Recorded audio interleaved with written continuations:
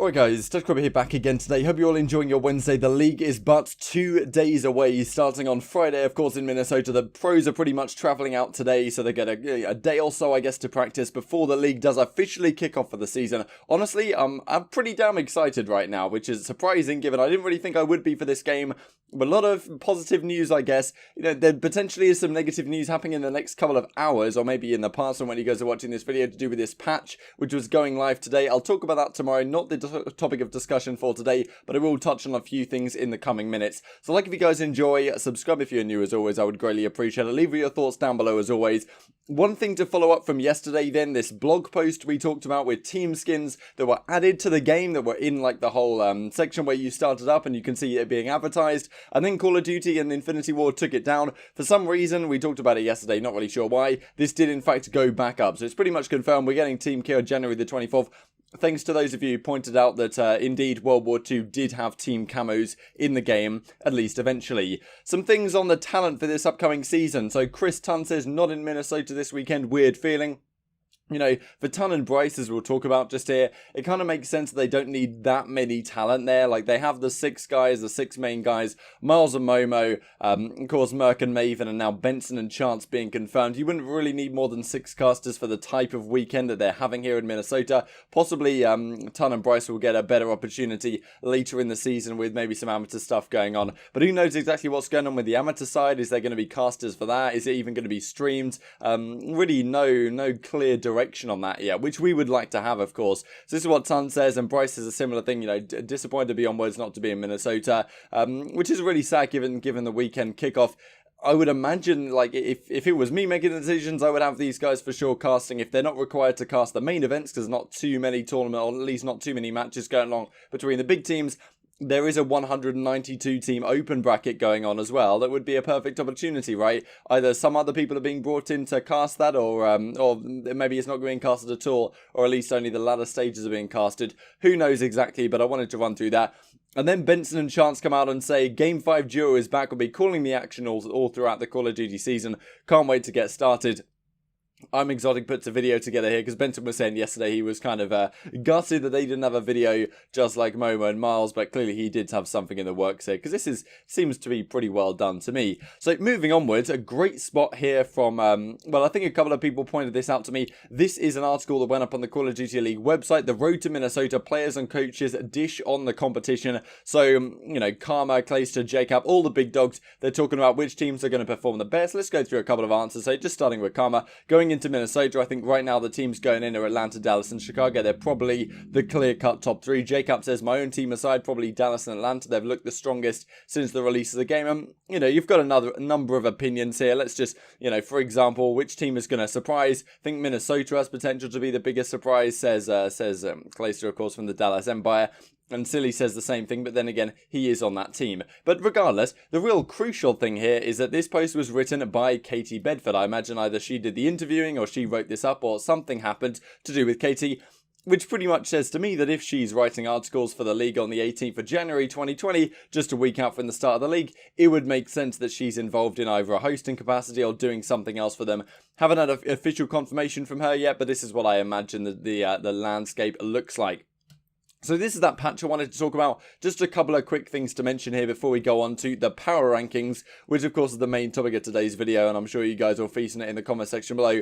No playlist update today, coming tomorrow, so this was yesterday, which means the playlist update is coming today. Keep an eye out for patch notes. We'll go through whatever those happen to be tomorrow in tomorrow's video.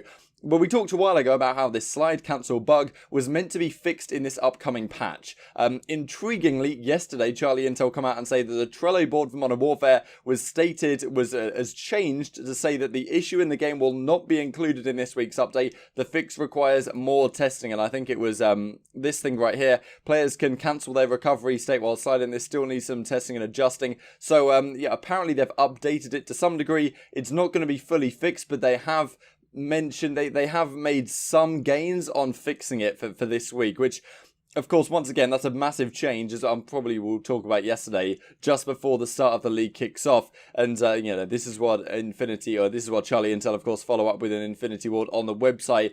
Now, Parasite is an interesting take on this one. Of course, he's pretty glued up on the scene. He says basically the animation is the same, however, you no longer get the sprint to fire speed. So what you can have before, you could run around a corner or do whatever you see an enemy, double tap slide and then jump, and you cancel your sprint really quickly, and you can shoot almost immediately. And it would also give you kind of a cameraing effect. Let's say you're coming around a corner and you do that. Not only do you bring your gun up really quick, but also it kind of cameras the other guy because you're moving super fast, and then you stop and you can immediately shoot. Now, Parasite's take on this is that negative aspect is somewhat being reduced, but at the same time, you still can do this to fly around corners at really super speed and mess with people's cameras and, you know, mess with what it looks like on their screen and get a really, you know, enormous peaker's advantage. So it seems like they've fixed things to some degree, but it's far from completely done. And of course, this is just a couple of days before the league begins. We don't know 100% yet whether we're going to actually be playing on this patch, so, you know, that may come out in the next few hours or so. But as I say, not the topic of discussion for today.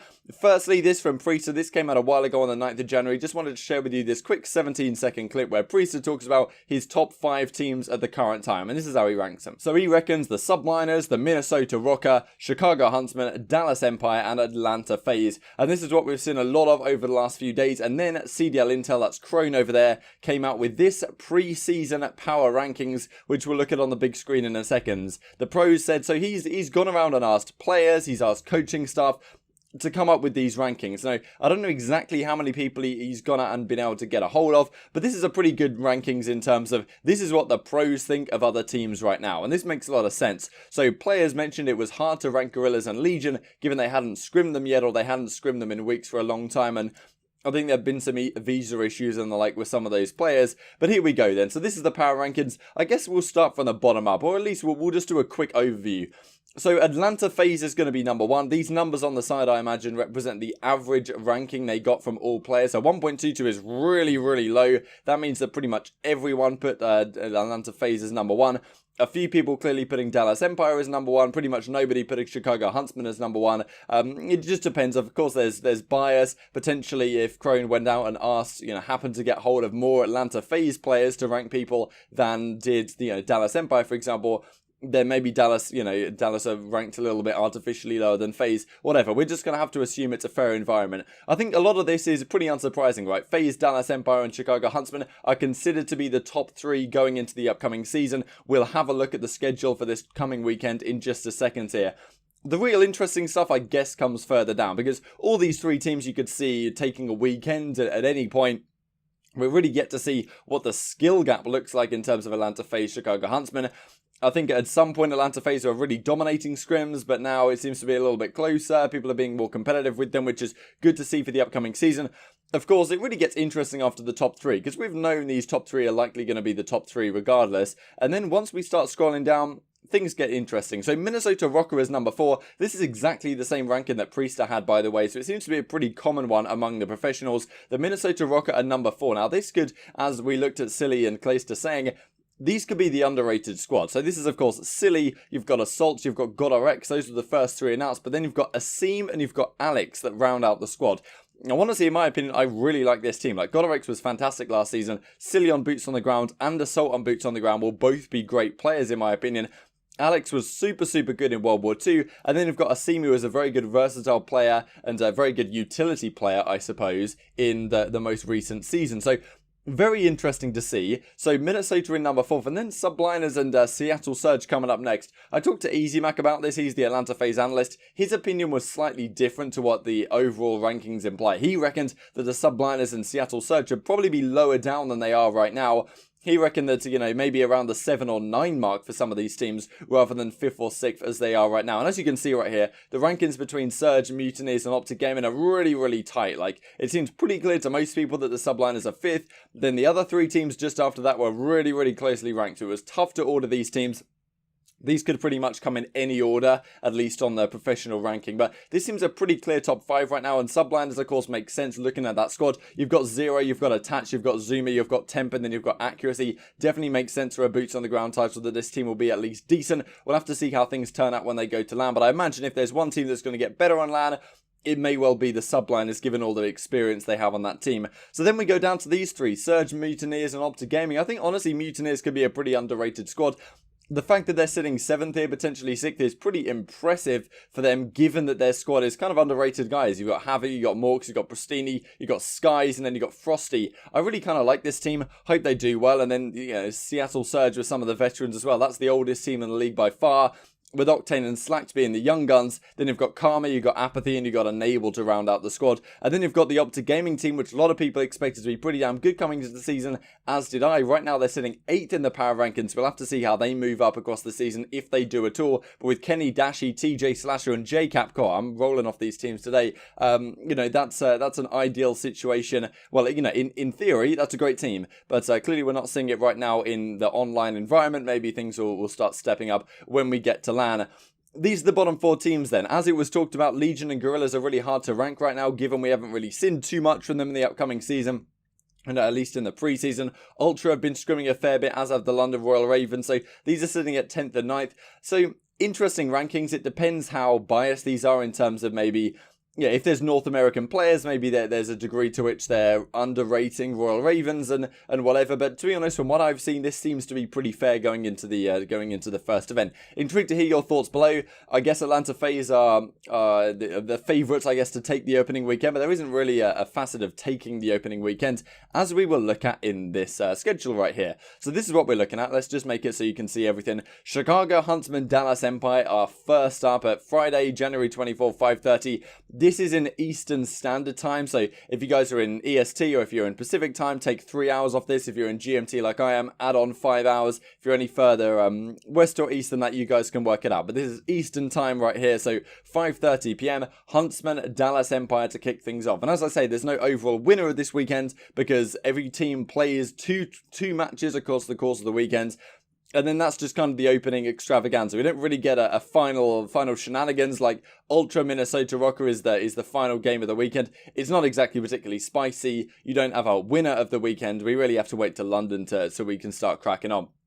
But yeah, Huntsman Empire will be a fire way to open it up. And then we have a look at what Atlanta FaZe are doing. So they're playing against the Dallas Empire here, and they're playing against the Subliners. So these should be some really great matches, especially given in course of the rankings. We'll have to see how teams match up on that. Because a team like the Los Angeles Gorillas, okay, they might be sitting right now at 11th in the rankings, but these are definitely a potential upset team, I think, especially with Aches on there.